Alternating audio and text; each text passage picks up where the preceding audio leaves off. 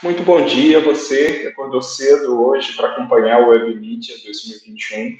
Estamos iniciando nossa sexta sessão técnica e o tema agora será sobre sistemas de recomendação. Nessa sessão teremos um conjunto bem diversificado e interessante de aplicações, para sistemas de recomendação, trabalhos muito bacanas que a gente selecionou esse ano, espero que gostem.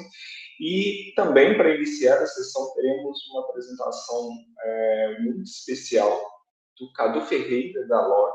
Ele vai falar sobre um tema bastante interessante para a gente e totalmente a ver com o tema principal da nossa sessão. Então, gostaria de chamar o Cadu para abrir a nossa sessão. E, Cadu, seja muito Hello, bem-vindo. tudo bom, Fernando? Como vai? Obrigado, Tudo prazer estar ótimo. aqui. Então, o palco é seu e fica à vontade para compartilhar conosco a sua experiência. Legal. Bom dia, gente, tudo bom? Sou o Cadu, eu trabalho na Log, vou falar um pouco sobre mim, mas o que eu queria trazer aqui para a gente conversar um pouco hoje é como que a gente utiliza processos, ferramentas, metodologias de design e focados na experiência do usuário para construir produtos tecnológicos de impacto em logística, né? Então, a Log é uma empresa logística, mas ela é uma empresa de tecnologia também. E acho que eu sou designer, eu trabalho como UX designer, uma função dentro da área de tecnologia, e queria trazer um pouco do dia a dia, ou como foi observar e fazer essas nossas observações brevemente num estudo de caso em que a gente criou rotas especiais para entregadores selecionados, né? Então tem um,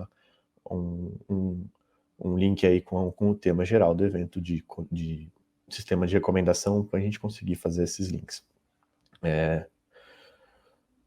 Eu, falando um pouco sobre mim rapidamente, eu sou o Cadu, eu sou graduado em Comunicação e Marketing, na verdade. Entrei no mundo de design por aptidão visual, e desde o meu minha primeira experiência já trabalhei com tecnologia, então tenho mais de 7 anos trabalhando dentro dessa área aí. Sou pós-graduado em Design Centrado do Usuário, e aqui dentro da Log, eu já trabalhei com alguns produtos, alguns problemas, então a gente já trabalhou com a experiência dos recebedores, com as experiências envolvendo entregadores, e agora, atualmente, eu estou dentro da vertical que trabalha com perdas, fraudes, esse tipo de coisa, né? Eu queria falar um pouquinho sobre a Log primeiro. O nosso objetivo é conectar o Brasil, e a ideia que vocês vão ouvir sempre falar sobre a Log é que a gente está reinventando o mercado de logística através de tecnologia, né? Então a gente tem uma malha logística própria que já atende boa parte das cidades brasileiras, a gente já cobre o território nacional com parceiros, e eu acho que a gente tem alguns números aqui, a gente já chegou a fazer mais de 300 mil entregas por dia, a expectativa, Black Friday é sempre uma data com uma alta expectativa, então isso deve aumentar bastante aí nos próximos, desse mês ainda. O time de tecnologia já tem o time da Log tem mais de 3 mil loggers, uma boa parte dessas pessoas estão trabalhando com tecnologia. Como eu falei, a gente já tem 100% das cidades atendidas, 400 cidades na nossa rede, e em 2020 a gente fez 35 milhões de entregas, né? Então um crescimento grande aí, fazendo entregas de pacotes de e-commerce, compras e qualquer tipo de outro tipo de entrega. A gente também acredita na economia compartilhada, e acho que esse legal, isso aqui é para mostrar um pouco o alto nível como é o nosso trabalho, né? Então a gente tem parceiros em First Mile, em Middle Mile, em Last Mile. Dá um contexto um pouco de perdas, o que são.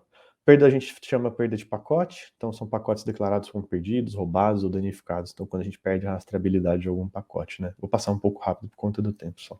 Estou à disposição aí depois.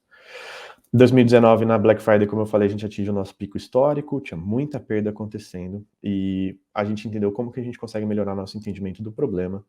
A gente fez um entendimento de que a perda pode estar descentralizada. No início a gente imaginava que era só fraude, pessoas roubando a log, mas descobriu que tem muito mais do que só isso.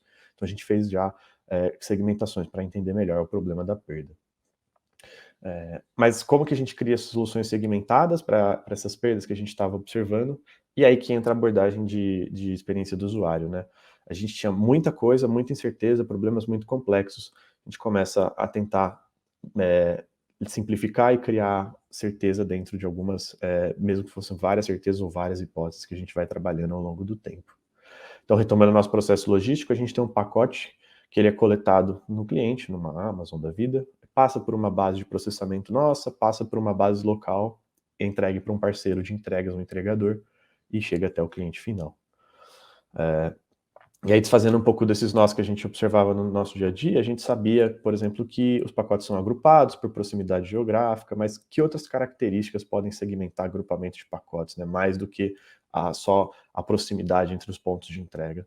A própria operação também segue o algoritmo que decide para que lugar aquele pacote vai, mas como que é essa operação na prática, né? Como que o operador está ali tomando essa decisão, operando e especificamente colocando os pacotes de um lado para o outro. E os entregadores, eles recebem essas ofertas de rotas por proximidade, mas será que eles gostam desse tipo de oferta? Esse sistema de recomendação por proximidade, será que ele pode ser melhorado ou tem soluções mais complexas que a gente consegue fornecer para melhorar um pouco nossas métricas ou que tenham impacto nos problemas que a gente está vendo hoje em dia, né?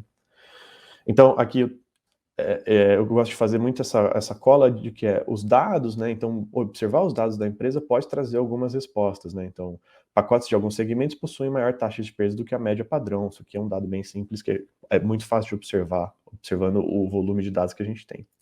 Mas só os dados não mostram. Então, quando a gente vai para o dia a dia, para a rua, observar realmente, a gente entende que, por exemplo, pacote envelope, né? Ele é diferente de um pacote normal, um pacote que a gente entrega, enfim. Então, eles precisam de uma armazenagem, uma alocação física diferente, pacotes maiores, pacotes muito grandes também vão se desviar do padrão. Então, essas observações são interessantes de fazer na prática, e eu acho que o profissional de design, o profissional de experiência do usuário, ele está ali para isso um pouco também. Na operação, a mesma coisa. A gente sabia que nem sempre os operadores seguiam a recomendação do algoritmo, mas por que eles faziam isso? Como que estava acontecendo ali? Então a gente entende que eles seguem essas recomendações, mas eles fazem sempre pequenos ajustes ali, dependendo de zona de risco, ou às vezes um entregador que ele tem um relacionamento que, na verdade, a gente entende que esse relacionamento deveria ser todo mediado pelo algoritmo de recomendação, ele cria um relacionamento humano ali, porque ele está todo dia naquela agência, ele está todo dia lidando com aquele operador. Então, a gente entende que tem decisões que são tomadas na ponta. Mesma coisa para entregadores. A gente sabe que entregadores novos demoram para fazer as primeiras entregas. E quando a gente vê na ponta, a gente vê que eles se sentem seguros, que eles devolvem muitos pacotes. Esse processo pode ser um pouco muito, muito duro para quem está começando a fazer entregas, né? Então, quando a gente junta aquela separação de problemas e entende que existem características tanto dos pacotes, quanto das operações, quanto dos entregadores, a gente pode criar processos mais específicos para lidar com esses problemas específicos. Acho que o trabalho de justiça tem muito essa cara, né? A gente tem problemas complexos, vamos criar problemas específicos que a gente consegue trabalhar e atuar melhor nesses problemas específicos. E o caso de uso que eu trouxe aqui é uma das coisas que a gente criou, que foi um sistema de recomendação, que envia a rota de pacotes selecionados, então eu consigo ver características de pacotes para entregadores selecionados. E o papel do design está muito em fazer essa cola do que os dados apontam com essa realidade que é offline, né? A gente começou a experimentar esse processo e conseguiu ter resultados legais de reduzir taxa de perdas. Então, rapidamente, aqueles indicadores de qualidade que a gente estava buscando no começo também foram respondidos, entendendo que eu poderia, por exemplo, segmentar pacotes de cartão, entregar para entregadores que gostavam de fazer rotas de cartão. E eu poderia segmentar pacotes acima de um valor, que tem taxas de perdas observadas bem altas, e entregar e recomendar para entregadores que tinham taxas de perdas menores e criar esses sistemas, essas inteligências capazes de fazer esse tipo de cola. Mas acho que o mais interessante aqui, acho que isso parece meio óbvio, né? O sistema de recomendação, o sistema de classificação, o modelo de classificação de entregadores de pacotes parece algo bem... por que a gente não fazia isso antes? Mas acho que o legal é que essas coisas tomam tempo e elas são iterativas, né? Então, não adianta, às vezes, fazer uma coisa que ela pode responder de outra forma em outro lugar. Então, é interessante ter esse discovery contínuo, que a gente chama, então tá sempre em contato, entender exatamente quais problemas a gente quer resolver, priorizar, para a gente conseguir ganhar velocidade. E o legal de voltar para perguntar, para ver se, por exemplo, essas segmentações resolveram os problemas, ver os novos problemas que surgiram, né? Então, na prática, depois da implementação, a gente entende que, como a gente estava dependendo de poucos entregadores, pode gerar casos, quando a gente estava segmentando poucos entregadores, né, entregadores com perfis específicos, acontecia de pacotes ficarem encalhados ali na agência porque não tinha entregador suficiente ou o entregador não estava disponível, mesmo que a gente estivesse recomendando aquela rota para ele. Então, isso gerava um problema, gerava um atraso na operação da agência.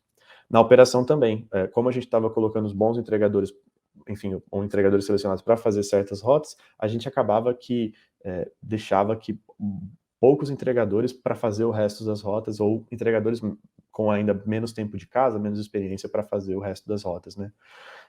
E o mais engraçado é que entre a comunidade de entregadores surgiram comportamentos bem ruins a log me prefere do que você, olha aqui, ela está me mandando uma oferta melhor, uma oferta que eu pedi e você não. Então, todos esses detalhes são difíceis de sincronizar e gera mais problemas específicos que a gente precisa ir sempre aos poucos atacando, né?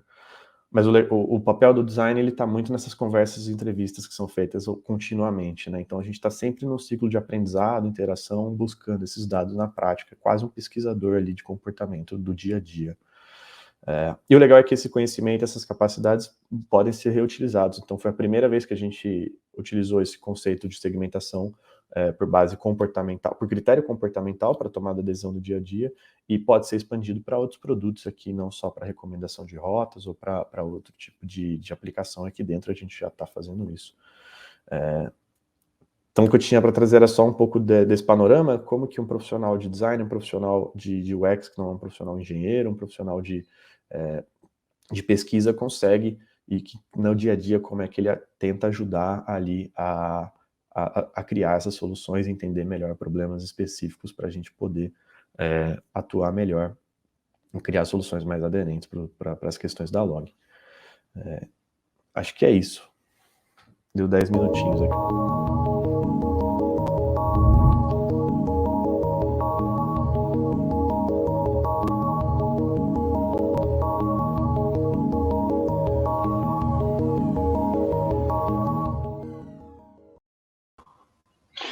Muito obrigado aí, Cadu.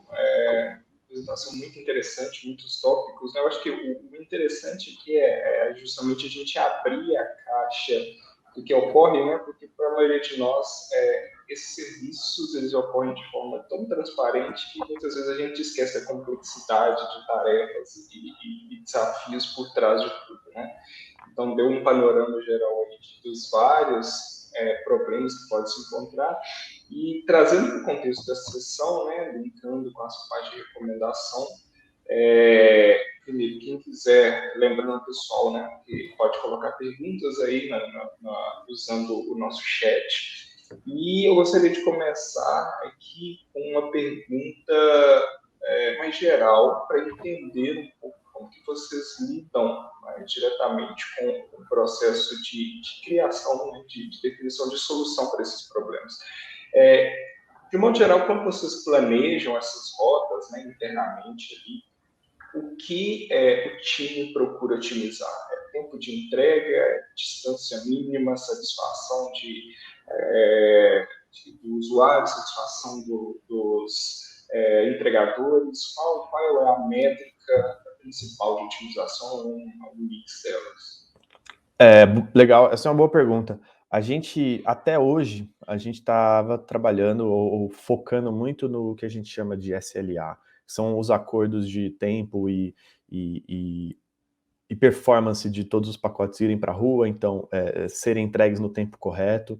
Então a gente priorizava sempre proximidade de entregadores que estavam ali perto e quem estava disponível para receber essas ofertas de rota, ou quem tinha um histórico rápido de aceite de entregas, né?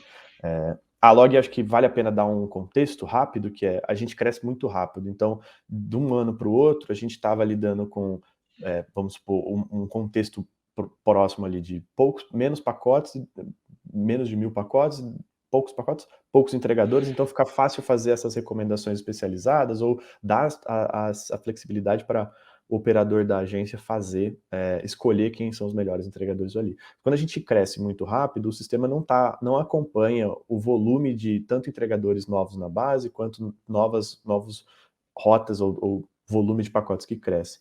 Então, a gente sabe que existem sistemas de recomendações melhores, mas ainda não deu tempo de chegar e discutir eles. Então, hoje, na prática, entregadores que estão próximos aos locais de expedição e que tenham bons, não tenham sido penalizados por maus comportamentos, vamos dizer assim. Existem entregadores que podem, por exemplo, atrasar a entrega de um pacote ou até serem responsáveis pelo sumiço de um pacote. A gente acaba sempre despriorizando esse tipo de entregador para entregadores que têm histórico de comportamento mais adequado. Bacana. E relacionado a isso também, né, uma pergunta que a gente recebeu aqui do Leonardo Rocha, ele pergunta basicamente se esse sistema, né, no momento ou pelo menos no futuro próximo, vocês veem ele como parecidos com o que a gente chama de recomendação recíproca, no qual, para definir as recomendações, a gente leva em consideração tanto a perspectiva do usuário, de quem está recebendo, né, a entrega, quanto a perspectiva do entregador, de quem vai realizar a entrega, né? Então, a gente fala que, nesse caso, é uma via de mão dupla, né? Porque a otimização é um pouco mais complicada, porque você tem que, de alguma forma, balancear o que ambos os lados querem, e não necessariamente elas conversam, né? Então, vocês chegaram a ver de alguma forma o sistema dessa forma, né? Tentar balancear esses dois lados ao mesmo tempo? Sim, acho que, de certa forma, a gente tem tentado fazer experimentos nesse lugar. Justamente um dos pontos que eu quis trazer aqui é justamente como a gente consegue olhar entregadores com alguns critérios comportamentais. Então, se ele me reflete que ele gosta de tal região ou que ele gosta de fazer entregas de tal tipo de pacotes segmentados, a gente consegue fazer esse match para que ele possa receber as recomendações que ele também tem preferência, né? A relação com quem está recebendo o pacote, ela é uma relação mais diferente, porque na prática, esse quem está recebendo o pacote normalmente é o cliente do nosso cliente, né? Então, o cliente da Amazon que vai receber um pacote, o cliente do Mercado Livre vai receber um pacote da Log. A gente costuma ter pouca relação com esse cliente do cliente. No marketplace da Log é como se a Amazon fizesse um pedido para a gente e a gente fizesse a cola desse pedido com os entregadores. Então, os entregadores são os clientes que eu tento buscar mais dados de preferência, dados de escolha, para levar em consideração para a satisfação deles e que eles façam os melhores formas de trabalho ali para entregas de pacotes. Então, a relação fica mais no âmbito do entregador com a Log do que do recebedor com o entregador ali. Muito interessante. Para fechar aqui, né, gostaria de ressaltar aí um comentário muito interessante do professor Maldonado. Ele postou ali no chat, né, dê uma olhada, um link que tem um material que dá uma... Olhei rapidamente, né, é um material sobre os problemas de otimização, né, que a Log trata, alguns deles. Então, para aqueles interessados nesse tipo de problema ou buscando, né, um tema de pesquisa, tem muita coisa interessante. Eu acho que é um bom ponto de partida, né? Obrigado aí pela apresentação novamente, discussão muito interessante. Quem tiver interesse, por favor, procure Cadu aí para continuar as conversas, né? Interações. Com certeza. Até a próxima. Obrigado, Fernando. Tchau. Bom, dando sequência agora à nossa sessão, vamos ao primeiro trabalho técnico aprovado aqui. A gente começa com um trabalho do Nicolas Silva, Heitor Werneck, Thiago Silva, Leonardo Rocha e Adriano Pereira. A contextual approach to improve this user's experience in interactive recommendation system. Seja bem-vindo, Nicolas. A gente, na verdade, vai passar o vídeo, né, no que ele demonstra, apresenta a técnica dele, e depois a gente chama o Nicolas aí para uma sessão de Q&A, ok?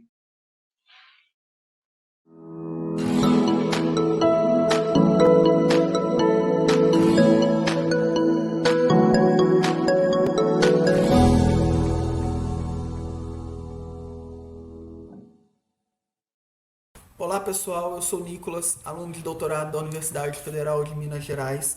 Estou aqui hoje para apresentar esse trabalho chamado A Contextual Approach to Improve the User Experience in Interactive Recommendation Systems. Vou fazer uma pequena introdução, falar de Multi-Armed Bandits, mostrar a nossa abordagem contextual, os nossos experimentos e as principais conclusões que obtivemos. O nosso trabalho ele está focado no domínio de sistemas de recomendação, que, como bem sabemos, têm se tornado ferramentas cruciais para modelos de e-commerce, por duas principais razões. Primeiro, por prover recomendações personalizadas de acordo com as preferências de cada um dos usuários. E hoje em dia também por serem modelos iterativos.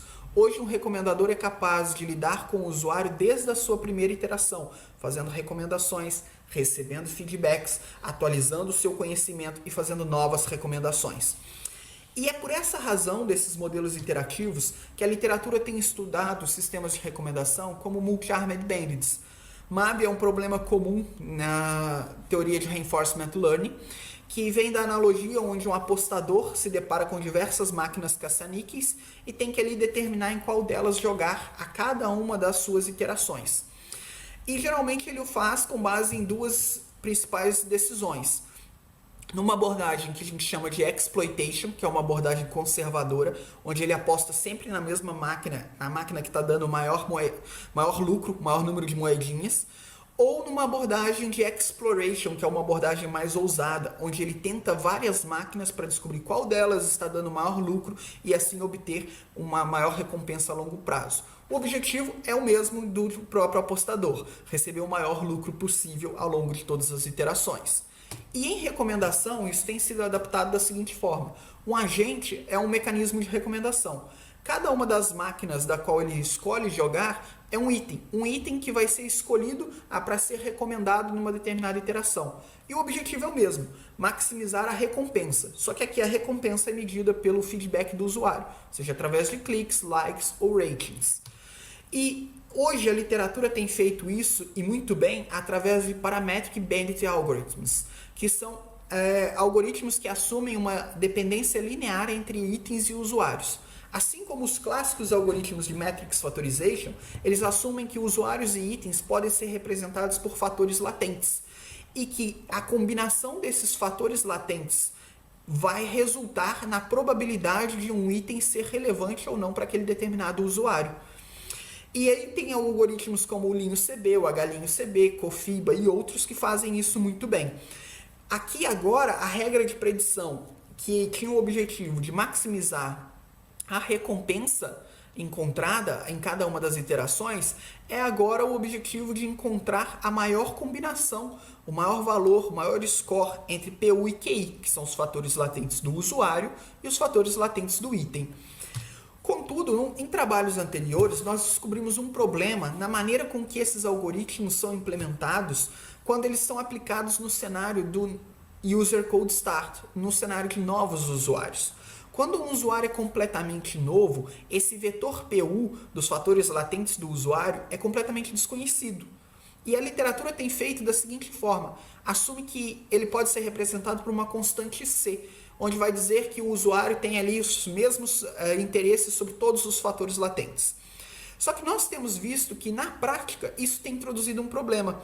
Porque quando nós assumimos que essa constante C é igual a zero, a nossa regra de predição ela se torna totalmente zero, porque esse zero, o vetor PU, vai anular o vetor QI e todos os itens vão ter o mesmo score, zero. E a recomendação ela vai ser completamente aleatória. No caso, se nós assumirmos um valor para essa constante maior do que zero, essa recomendação ela vai se tornar totalmente enviesada para o fator QI, que são os fatores latentes dos itens. Eles serão os fundamentais para decidir qual item será recomendado ou não. Em outras palavras, os modelos Bandits que são propostos para lidar com Exploration e Exploitation falham na primeira iteração de novos usuários. Ou eles mostram só Exploration, com abordagens totalmente aleatórias, ou só Exploitation, com abordagens enviesadas. A nossa hipótese é que endereçar esses dois conceitos desde as primeiras recomendações pode melhorar a experiência do usuário a longo prazo. Nós assumimos e propomos que se nós formos capazes de introduzir um novo contexto baseado nas features dos itens, que são conhecidas até mesmo no cenário de User Code Star, nós vamos conseguir maximizar essa experiência. E é por isso que nós propomos uma abordagem contextual. O nosso objetivo é muito simples. Nós queremos que a regra de predição tradicional dos modelos paramétricos seja equivalente à recomendação do logaritmo de popularidade com a entropia. Qual é o racional? O racional é que a popularidade vai representar a probabilidade do item ser avaliado. Um item popular, ele tem muito mais chance de ser avaliado do que um item não popular. Isso representa a exploitation nesse primeiro momento. Já a entropia vai representar a probabilidade do item adicionado adicionar mais informação ao sistema, porque ela vai em si procurar por itens que existem um desconsenso dos usuários sobre eles. Então, eu saber a opinião daquele meu novo usuário sobre esse item é fundamental para classificar as suas preferências entre os fatores latentes. Então, nós assumimos que essa combinação ela pode endereçar exploration e exploitation desde o primeiro momento. E, basicamente, como é que isso é feito? Já que os fatores latentes dos itens é sempre conhecido no cenário do User Code Start Problem, o que nós temos que mensurar é o fator latente do usuário, o PU. E aí nós chamamos esse PU de X e usamos um método para minimizar essa combinação de X vezes Q, que é os fatores latentes dos itens, do fator Y. Y aqui é justamente a nossa combinação de popularidade e entropia. Em outras palavras, nós queremos identificar os valores para PU que, quando combinados com Q, sejam equivalentes à popularidade versus entropia, produzam a mesma recomendação. E aí nós fazemos o quê? Definimos esse contexto e o aplicamos em cada um dos principais algoritmos da literatura atual. Por exemplo, aqui eu tenho o Contextual Epsilon Grid, que seria o quê? O mesmo Epsilon Grid adicionando uma linha, que é para computar esse contexto X, sobre essa ideia que nós propomos, de popularidade e entropia, e simplesmente atualizando o próprio algoritmo para que esse contexto seja atualizado com cada uma das recomendações e eu continue a prover personalização. Por isso, para testar a nossa hipótese e a nossa proposta, nós selecionamos 3 cenários distintos de filmes, livros e músicas. Simulamos o cenário de User Code Star, onde nós pegamos os 20% últimos usuários e definimos como novos usuários do nosso sistema. Para eles, nenhuma informação é passada para o treino. E aí treinamos os nossos algoritmos, fazemos as recomendações iterativas para esses novos usuários e avaliamos sobre duas formas distintas. Primeiro, avaliando a performance desses novos modelos sobre os seus originais e depois comparando com outros baselines da literatura. Basicamente, o que nós olhamos? Olhamos para Precision e Recall. Nessa apresentação eu coloquei apenas Precision. E nessa tabela nós podemos ver que eu tenho a avaliação da precisão acumulada sobre todas as iterações dos usuários e cada um dos algoritmos. O seu algoritmo original e a sua adaptação. O original, a sua adaptação. E nós podemos ver que a adaptação com a introdução do contexto desde as primeiras iterações produziu resultados muito melhores do que os algoritmos atuais. O Epsilon Grid nós tivemos resultados muito melhores a ponto de que ele se tornou um algoritmo competitivo agora com outros baselines, certo? E os outros dois começam a provar a nossa teoria de que nas últimas iterações os itens serão, então, eu terei maior taxa de acerto. E é justamente isso que nós podemos observar quando nós comparamos com os outros baselines. Quando nós pegamos nossas 3 abordagens contextuais e comparamos com baselines da literatura, olhando para Precision ao longo de cada uma das iterações, nós podemos ver que os nossos algoritmos, em geral, nas primeiras iterações, não apresentam os melhores resultados, mas não ficam tão atrás daqueles que os apresentam, que são, por exemplo, as estratégias de popularidade. Contudo, ao longo do tempo, o conhecimento que é gerado pelos nossos itens permitem que os algoritmos tenham uma maior taxa de acerto, sendo que isso não acontece com abordagens de popularidade, que são simplesmente baseadas em exploitation. Então isso endorça a nossa hipótese, dizendo que combinar exploration e exploitation desde as primeiras iterações pode trazer melhores resultados a longo prazo. E é justamente essa a nossa principal conclusão. Mudar essas primeiras iterações pode influenciar nas próximas e trazer mais benefícios para os algoritmos. Para trabalhos futuros, nós propomos instanciar o nosso contexto para outros métodos lineares e talvez até métodos não lineares. Obrigado pela atenção, estou disponível para qualquer uma das dúvidas que tiverem. Até mais!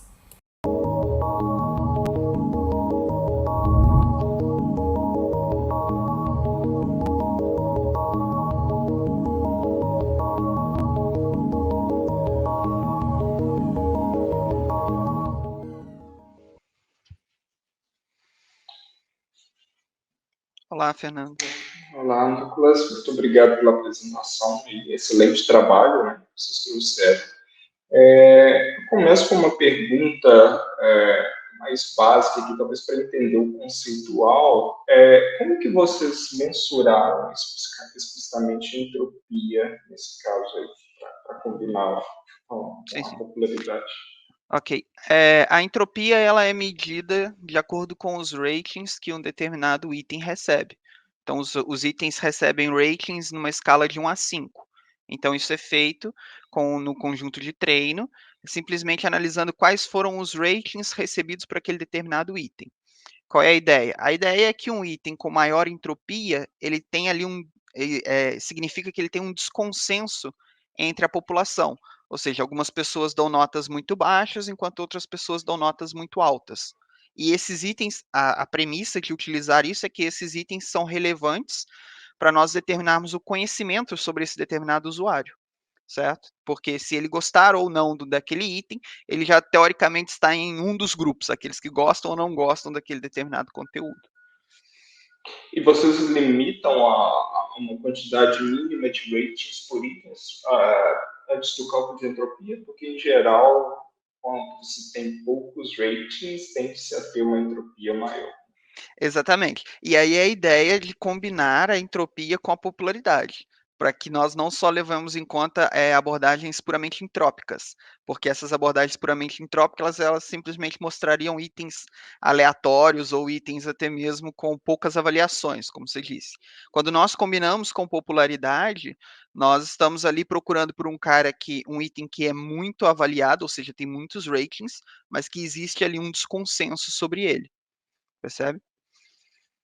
Tá. Uma pergunta do Carlos Mito: existem outras informações contextuais similares à popularidade e entropia que poderiam ser utilizadas para melhorar esse balanço entre exploration e exploitation? Pois é isso que nós estamos justamente buscando agora nos próximos estágios desse trabalho. Nós estamos tentando encontrar outras informações. Só que como nós estamos com um problema crucial ali, o problema de pure cold start, né, onde eu não tenho nenhuma informação sobre o usuário, é difícil obter esse tipo de informação em si. Nós temos que estar sempre a olhar para os ratings. Então, para os itens do domínio e as avaliações que eles receberam no passado, certo? Então, nós estamos ali buscando características dos itens que possam dar esse conhecimento de exploration e exploitation. Mas a ideia é sempre essa: o exploitation é a exploração do que eu sei até agora sobre um determinado item, enquanto o exploration é uma exploração mais assim aleatória, buscando mais conhecimento sobre isso. Perfeito. Só para fechar, uma última pergunta rápida, né? Na verdade, acho que você já falou sobre isso, mas o Washington Cunha perguntou se a recompensa é determinada para cada um dos usuários. Né? A recompensa, na verdade, é o score que o usuário dá Exatamente. se ele consome um item. Né? Exatamente, exatamente. É esse score, é o rating que é dado, e aí depende do conjunto de dados, mas em geral de uma escala de 1 a 5, né? Uma avaliação, como se fossem as estrelinhas que a Netflix tinha, hoje é só o like e dislike. Perfeito. Obrigado, Nicolas, pela apresentação, excelente trabalho. Ok, Aí. obrigado. Até a próxima. Até mais. Bom, dando sequência às nossas apresentações, agora eu chamo o Luciano Pacífico para falar do trabalho que ele desenvolveu junto com a Larissa Brito e Teresa Luderni. E o trabalho se chama Ingredient Substitute Recommendation Based on Collaborative Filtering in Recipe Context for Automatic Allergic Safe Recipe Generation.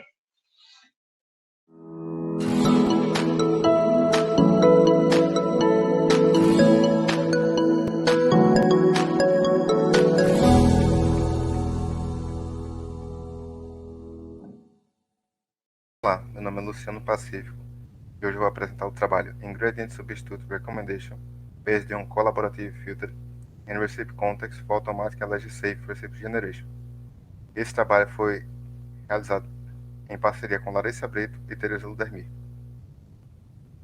Essa é a nossa lista de conteúdo, uma breve introdução, a metodologia adotada, nossa avaliação experimental e as conclusões e linhas para trabalhos futuros. A alimentação desempenha um papel insubstituível para os seres humanos, tanto por questões biológicas quanto por questões socioculturais. O ato de compartilhamento de receitas culinárias sofreu mudanças significativas nas últimas décadas, em decorrência do advento das tecnologias de informação e comunicação. A enorme quantidade de documentos, ou seja, receitas disponíveis em repositórios web, sejam eles blogs ou websites especializados em culinária e gastronomia, tem atraído cada vez mais estudos relacionados à geração de recomendações que auxiliam usuários a encontrarem receitas e dietas completas que lhes sejam agradáveis e, ao mesmo tempo, atendam aos seus gostos pessoais e necessidades nutricionais. Porém, embora os websites tenham trazido a vantagem da enorme quantidade de receitas compartilhadas, usuários que apresentem algum tipo de restrição alimentar, seja por motivo de alergias, problemas de saúde ou questões socioculturais, ainda são pouco contemplados por esses repositórios, em decorrência do número relativamente reduzido de receitas disponíveis voltadas a tal público. Muitas das receitas existentes nas páginas especializadas poderiam ser facilmente adaptadas pela substituição de ingredientes causadores das restrições alimentares. Nesse trabalho, um sistema de recomendação de ingredientes substitutos é proposto, baseado em uma abordagem puramente voltada aos dados, visando a geração de receitas livres de ingredientes causadores de restrições alimentares para um determinado público de usuários. A abordagem atual faz a substituição de um ingrediente único causador de restrição por vez em cada uma das receitas. Essa é a nossa metodologia, o sistema completo apresentado na ilustração, e ele é composto de 3 etapas principais, que é a aquisição dos dados, pré-processamento e fixação das características a serem utilizadas, e a etapa de filtragem propriamente dita, que será responsável pela geração das recomendações. Então, nossa primeira etapa é a aquisição dos dados. Então, a base de dados adotada foi disponibilizada nessa referência, foi extraída através do website food.com. Para o presente trabalho, apenas as informações relacionadas à lista de ingredientes, as tags das receitas e as avaliações dos usuários em cada uma das receitas foram levadas em consideração. O uso de cada uma dessas informações será explicado em breve. As receitas foram selecionadas a partir de suas categorias, ilustradas pelas tags, considerando-se a adaptação de uma receita em uma categoria original, que nesse trabalho adotamos as categorias de receitas sem qualquer tipo de restrição, para a categoria alvo de receitas com algum tipo de restrição. E para o escopo da nossa pesquisa atual, a categoria destino, categoria alvo, escolhida foi de receitas sem lactose, indicadas na base de dados pelas tags lactose free e dairy free. Após a aquisição desses documentos, realiza da parte de pré-processamento e extração de características para compor 2 bases, a base de receitas e uma base de avaliações. Então, as receitas estão apresentadas como documentos textuais, sendo necessária a padronização das mesmas. No trabalho, a técnica de bag-and-fold binária foi adotada para a representação das receitas. Cada ingrediente da base de dados original é representado por seu nome e pode ser composto por 1 ou mais palavras, e o conjunto de documentos será representado através da matriz de termos do documento, onde cada linha dessa matriz representa uma receita e cada coluna indicará um ingrediente. E haverá uma indicação binária de pertinência ou não de um determinado ingrediente em uma dada receita. Já para o caso da base de avaliações, apenas o ranking dado pelos usuários em cada uma das receitas é levado em consideração, sendo esse ranking, para o caso do food.com, podendo variar entre 0 a 5 pontos, onde 0 indica que o usuário aquela receita não é muito agradável para o usuário, e 5 indica uma aceitação muito positiva da receita por parte daquele usuário.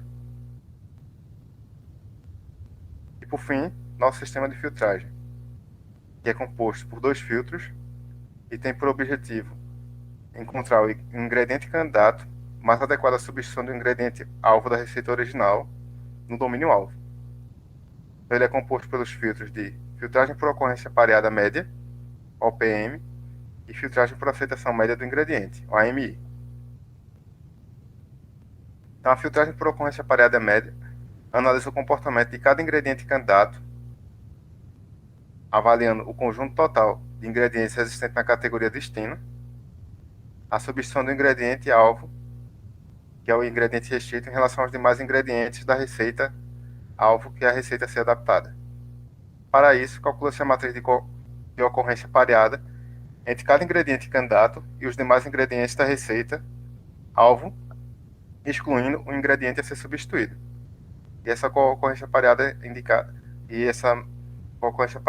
indicada através da matriz de termos de documentos, que é obtida pela Bag of Words binária. A ideia desse filtro é que se um ingrediente candidato ocorrer em muitas receitas do domínio destino, em conjunto com os ingredientes da receita original que excluem o ingrediente a ser substituído, quer dizer que essas combinações são consideradas positivas e esse ingrediente seria um forte candidato a substituir o ingrediente-alvo. Já o segundo filtro analisa a aceitação do ingrediente candidato no domínio-alvo pela análise das avaliações dos usuários das receitas nesse domínio. Então ele vai ser executado em duas etapas. A primeira executada como uma tentativa de previsão do contexto da receita-alvo na categoria destino, através da análise das receitas da categoria destino que seriam mais próximas a essa receita original a ser adaptada. E essa similaridade é obtida através da similaridade do cosseno. Apenas o percentual das receitas mais similares à receita a ser adaptada são selecionadas. E essas receitas seriam mais próximas da receita a ser modificada. E o conjunto das avaliações nessas receitas é que é o de interesse para esse filtro. Porque os ingredientes contidos nessas receitas que são as mais próximas, de acordo com a aceitação do usuário nessas receitas, podem indicar quais seriam os bons candidatos a substituírem um ingrediente restrito nesse domínio. Então, essa indicação é dada através de uma análise de uma média ponderada entre as avaliações para cada um dos ingredientes das receitas às quais eles se encontram, juntamente com o peso de o valor da avaliação dos usuários para cada uma dessas receitas. Isso é ponderado pelo total de avaliações dadas por cada um dos usuários em cada uma das receitas nesse domínio, nessas receitas selecionadas. E por fim, temos um filtro que seria o score final do ingrediente determinado pela combinação dos dois filtros, através de uma média ponderada simples, e esses pesos são configuráveis. Então, o sistema de substituição proposto será avaliado através de uma análise qualitativa, considerando-se os 10 melhores ingredientes candidatos à substituição, ou seja, é uma análise top 10, e 4 receitas são selecionadas para fazer essa investigação, sendo essas receitas ilustradas na tabela, que também apresenta a sua lista de ingredientes e ingrediente restrito a ser substituído em cada uma delas, ou seja, o ingrediente-alvo, a substituição. Então, para o primeiro filtro, o CPM, para as receitas cujo ingrediente-alvo é o ingrediente butter, para a primeira receita conseguimos encontrar 2 boas substituições no top 10, e para a segunda receita apenas uma boa substituição. Já para o caso do ingrediente milk, nas 2 receitas conseguimos encontrar 2 bons ingredientes candidatos à substituição, e esses ingredientes estão levando em consideração o contexto das receitas. Para o caso do segundo filtro, AMI, para o ingrediente butter, nós conseguimos obter 2 boas substituições em cada uma das receitas, e para o ingrediente milk, 2 boas substituições. Porém, para o caso do ingrediente milk, pelo menos um desses ingredientes foi considerado com alto ranking para ser como um candidato substituto. Por fim, após a análise por tentativa e erro, obtivemos os pesos para os filtros de 0.7 para o primeiro e 0.3 para o segundo, e a filtragem combinada resultou, para o ingrediente butter, obtivemos 3 bons candidatos à substituição em ambas as receitas, e para o ingrediente milk, obtivemos 2 bons candidatos à substituição, sendo que um deles com alto ranking, e nos 4 casos, levando em consideração o contexto das receitas analisadas. Então, nesse trabalho, um sistema de recomendação de ingredientes substituto é proposto para a geração de receitas para usuários com restrições alimentares, através de um sistema automático de filtragem e da análise da lista de ingredientes das receitas. O sistema proposto é capaz de sugerir ingredientes que sejam bons candidatos à substituição do ingrediente causador da restrição para um grupo de usuários. O sistema proposto é avaliado de acordo com análise qualitativa, assim como análise da adequabilidade dos ingredientes e candidatos sugeridos ao contexto das receitas-alvos por uma abordagem top 10. Os resultados experimentais indicam que o sistema proposto é capaz de gerar boas recomendações de ingredientes substitutos adequados aos contextos das receitas originais e não infringem as restrições dos usuários. Pelo menos em todos os casos, ao menos um ingrediente candidato bom foi sugerido para cada uma das receitas, que é um ponto extremamente positivo, uma vez que a abordagem é totalmente automática. Então, como tendência para trabalhos futuros, iremos melhorar a análise da relevância dos ingredientes candidatos no domínio-alvo, expandir a análise proposta pela avaliação de mais receitas no domínio escolhido, assim como a avaliação de outros domínios de restrições alimentares, e analisar a substituição de múltiplos ingredientes simultaneamente. Então, obrigado.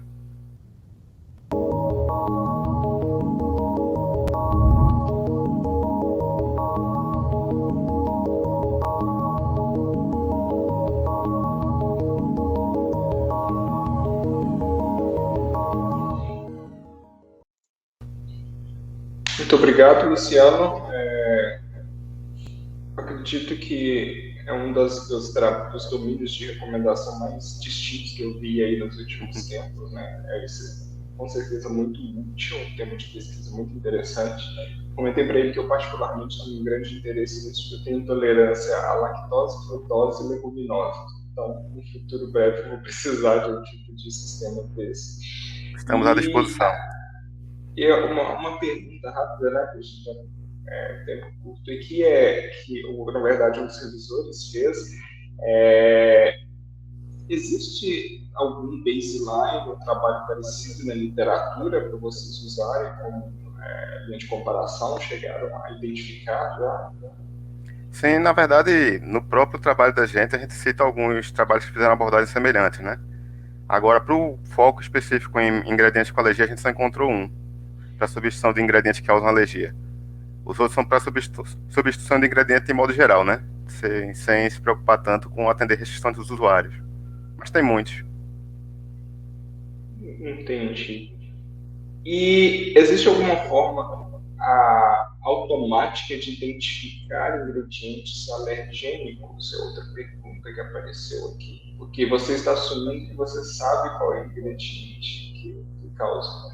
Mas, caso a gente esteja procurando ingredientes potencialmente alérgicos. Geralmente, os trabalhos da literatura que atentam a algum tipo de restrição, eles se baseiam em alguma ontologia prévia para a classificação dos ingredientes, ou se você tiver uma base de dados extremamente grande, pode ser que ela consiga inferir isso. Mas com a abordagem que a gente usou, como é puramente voltada aos dados e não supervisionada, é difícil você conseguir identificar um ingrediente alergênico só com os dados. Geralmente os trabalhos que abordam esse tipo de restrição, eles vêm com algum conhecimento prévio, né? Alguma categorização dos ingredientes a priori. Entendi. Uma última pergunta do Roberto. Seria possível usar também a similaridade entre o ingrediente-alvo e o ingrediente substituto? Por exemplo, usando o embedding para fazer esse tipo de coisa? Dá. Na verdade, a gente tem um outro trabalho que a gente fez isso. A gente tenta substituir o ingrediente por um outro que seja na mesma categoria.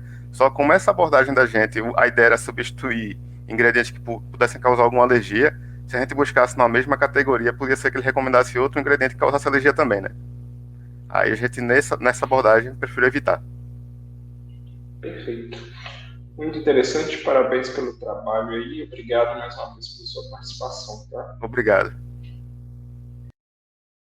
Bom, para fechar nossa sessão, nós temos agora a apresentação da Raíssa Souza, que tem um trabalho junto com o Gabriel Coimbra, Leonardo Figueiredo, Fabrício Silva e Thaís Braga sobre o Mobile Application Recommendation Based on Demographic and Device Information.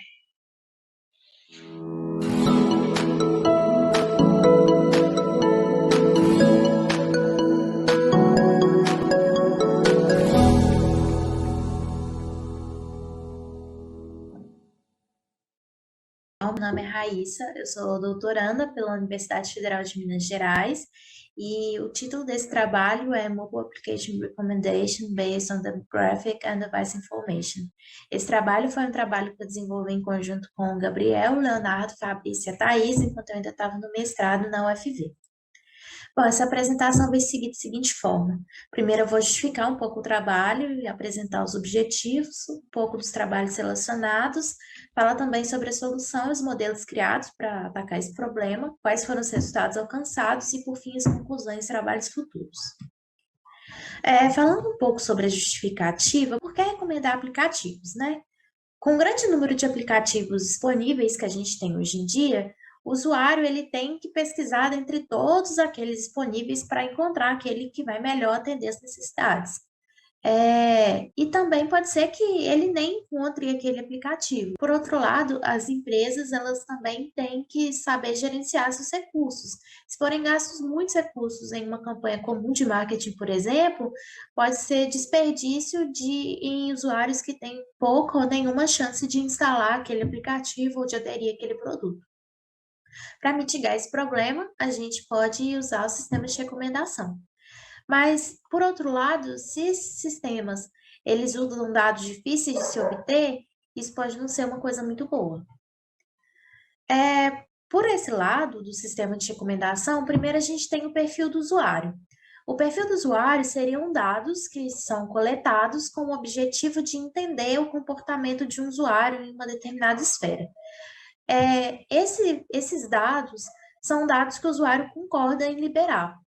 Então, a gente tem essas preferências de privacidade. Cada usuário ele vai entender o que ele concorda em liberar e o que ele não concorda. Por exemplo, um dado difícil de obter seriam os logs de ligações, por exemplo. Se muitos usuários não concordam em liberar esses dados, o sistema de recomendação pode se tornar incapaz de ser utilizado em larga escala. Então, a hipótese desse trabalho é que o uso das informações demográficas e de dispositivo, elas favorecem a recomendação de aplicativos móveis.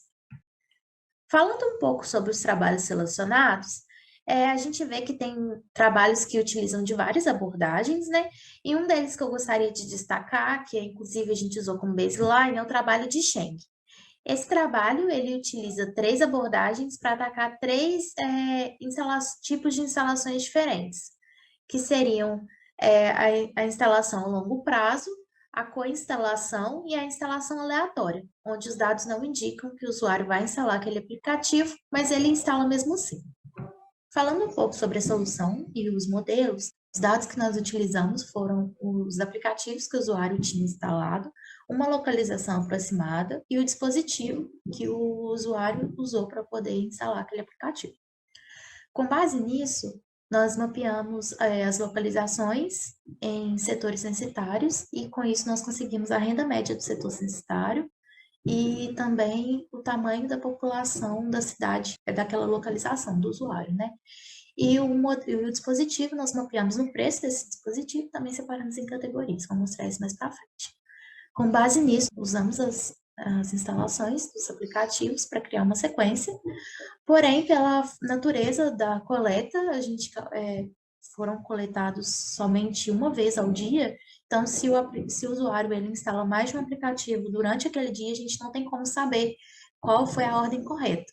Então, nós filtramos, pegando sequências com pelo menos 7 aplicativos, e também esses aplicativos tinham que ser instalados em pelo menos 4 dias. E nós também retiramos os aplicativos que tinham menos de 4 instalações. Então, essa é uma visão geral dos dados que foram utilizados nessa pesquisa. Foram dados coletados por uma empresa parceira no período de 3 meses, e depois de todos os filtros foram utilizados dados de 14.660 usuários e 13.329 aplicativos, que puderam ser agrupados em 48 categorias. Falando um pouco sobre os modelos criados, começando pela LDA, essa é uma estratégia bastante utilizada no processamento de linguagem natural e tenta criar os tópicos que são agrupamentos de termos utilizados em contextos semelhantes dentro de documentos. Para poder criar esses modelos, nós utilizamos como documento. Cada usuário é um documento e os aplicativos que aquele usuário tem instalado são os termos. E aí, o que a gente faz é tentar entender quais são os tópicos mais relacionados com o contexto daquele usuário, e aí nós selecionamos os termos com maior probabilidade dentro daqueles tópicos para recomendação. Nós também, para poder inserir as informações adicionais de renda, por exemplo, nós simplesmente colocamos qual é a categoria de renda do usuário no meio dos seus aplicativos instalados. Bom, nós também utilizamos o filtro colaborativo, é uma estratégia clássica para recomendação, né? Uma das estratégias, que é o content-based, nós vamos recomendar para o usuário, no nosso caso, aplicativos que são semelhantes ao que o usuário já tem instalado. No nosso caso, nós selecionamos também os N aplicativos com maior probabilidade, dados os aplicativos que o usuário também tinha instalado. Para poder inserir os dados adicionais, nós criamos novas colunas. Qual vai ser o valor daquela coluna vai ser determinada pela categoria de informação adicional que o usuário pertence. A gente utilizou como base o LightFM. Nós também utilizamos a cadeia de Markov, que vai tentar entender qual é a probabilidade de um usuário instalar um aplicativo, dado que ele instalou um outro determinado aplicativo anteriormente. Essa é uma estratégia que precisa da sequência, por isso nós fizemos aquele filtro de pelo menos 4 dias. E também a gente cria várias matrizes com diversos espaçamentos entre essas instalações e depois a gente agrupa todas elas para poder gerar as probabilidades de cada aplicativo ser instalado após o outro. Nós também selecionamos os N aplicativos com maior probabilidade. Para inserir as informações adicionais aqui, a gente cria matrizes adicionais, que uma matriz para cada categoria, e aí a gente vai ver qual é a probabilidade de um determinado aplicativo ser instalado, dado que o usuário pertence a uma determinada categoria de informação adicional. Com base nisso, nós avaliamos em 5 soluções, que foram essas soluções mostradas: população, renda, dispositivo, demográfico e completa. Cada uma delas a gente variou as informações que eram selecionadas. Então, de população, a gente usa só a informação de população. Na demográfica, a gente utiliza só população e renda. E na completa, a gente utiliza todas as 3, por exemplo. Como conjunto de teste, a gente utiliza os 5 últimos aplicativos instalados pelo usuário. E para recomendar, a gente recomenda os 10 aplicativos. Esses foram os resultados. Então, para precisão normal, a gente vê que a solução em que usa só renda e só dispositivo foram as melhores em termos de LDA. Quanto à revocação, a gente vê também que a solução de renda, mais uma vez, foi a melhor. A gente pode ver também que para o filtro colaborativo e para a cadeia de Markov também tiveram ganhos, apesar de que para o LDA, tanto a solução demográfica quanto a de população não sobressaiu a solução base.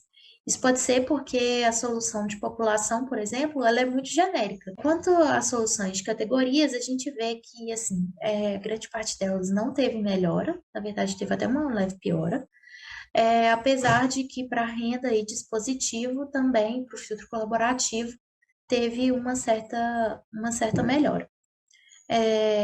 Isso também a gente pode pensar que pode ser porque os modelos não foram treinados com categorias, né? Essas categorias foram simplesmente mapeadas no final. Para revocação, o modelo normal não se sobressaiu. Agora, falando um pouco sobre as conclusões, com isso a gente pode ver que esse é um problema difícil, com valores de métricas baixos, porém que a gente consegue sim ter uma certa melhora ao utilizar essas informações adicionais. E essas informações foram levantadas somente com base em dados fáceis de se obter. Então, pode ser uma estratégia interessante. A gente vê também que o LDA apresentou os melhores resultados. A gente pode ver também que renda, população e dispositivo tiveram os resultados gerais mais benéficos, cada uma no seu modelo, né? Como trabalhos futuros, a gente quer avaliar melhor essa estratégia dos pesos, porque a LDA foi bom, mas a gente não utilizou nenhum peso. Então, seria interessante avaliar isso. Também treinar com categorias para ver se isso faz alguma diferença. A gente gostaria também de tentar avaliar a inserção de laços sociais para poder fazer essa recomendação. E também criar um modelo híbrido para combinar as forças de cada um dos modelos em uma certa situação. Bom, é isso. Obrigada. Alguém tem alguma dúvida?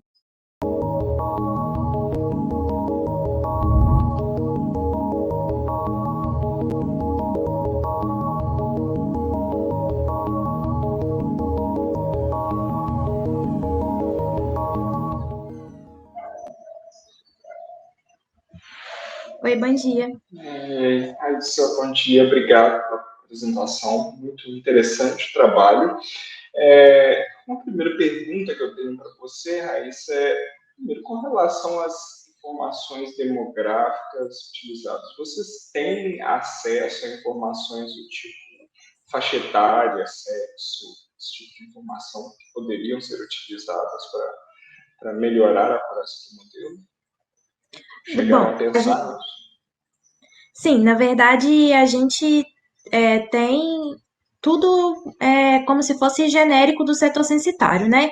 Porque do usuário mesmo, a gente chega a coletar só essa localização aproximada, qual o dispositivo que ele usou para instalar e os aplicativos que ele tem instalado. Então, com essa localização, que a gente consegue mapear no setor censitário dele.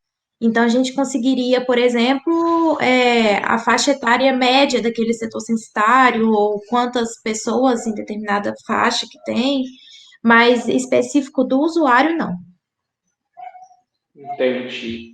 E existem trabalhos, ou chegou-se a propor usar análise de trending topics ou time series para tentar melhorar a predição também? Por exemplo, eu suponho que aplicativos têm um pico de popularidade, né? Então, se é possível modelar isso, você consegue melhorar também a precisão do seu modelo. Sim. Isso, inclusive, é usado quando, tipo assim, você não tem nenhuma ideia do que o usuário ele vai querer instalar, de quais os gostos dele, né? Cenário de cold start. Aí a gente pode chegar a usar a questão da popularidade dos aplicativos. Mas aí, nesse trabalho mesmo, a gente tentou ver só qual seria a diferença mesmo de usar a informação demográfica com não usar essa informação demográfica. Se teria algum impacto, tipo assim, fazendo uma análise mais de exploração mesmo. Tá, e quando vocês analisaram essa análise demográfica que você falou, como base, qual o nível de granularidade? Você falou em cidade, nível de cidade, nível de bairro, cidade só que você tem. A gente usou o setor censitário, que é o mais baixo. Não, o mais baixo seria, na verdade, o dispositivo do usuário, porque aí você está mais próximo dele mesmo, né? Por exemplo, a pessoa que tem um dispositivo melhor, ela pode tender a instalar mais aplicativos ou aplicativos mais pesados, por exemplo. Enquanto uma pessoa que tem um dispositivo mais simples, ela pode não conseguir instalar determinadas aplicações. Mas, fora isso, a gente avaliou também a nível de setor censitário e o da cidade, da questão da população, é o que, na verdade, não teve tanta melhora. A gente imagina que seja justamente por isso, porque é uma granularidade muito alta, né? Então, você não tem. Tipo assim, é interessante para alguns casos, por exemplo, tem determinadas cidades que não tem, por exemplo, Uber. Então, você não faria sentido recomendar para uma pessoa que mora nessa cidade que ela instale aquele aplicativo. Porém, ainda assim é uma granularidade alta. Perfeito. Muito obrigado pelos comentários. Quem mais tiver dúvida, por gentileza, só entrar em contato com a Raíssa, tá? Nossa sessão de perguntas.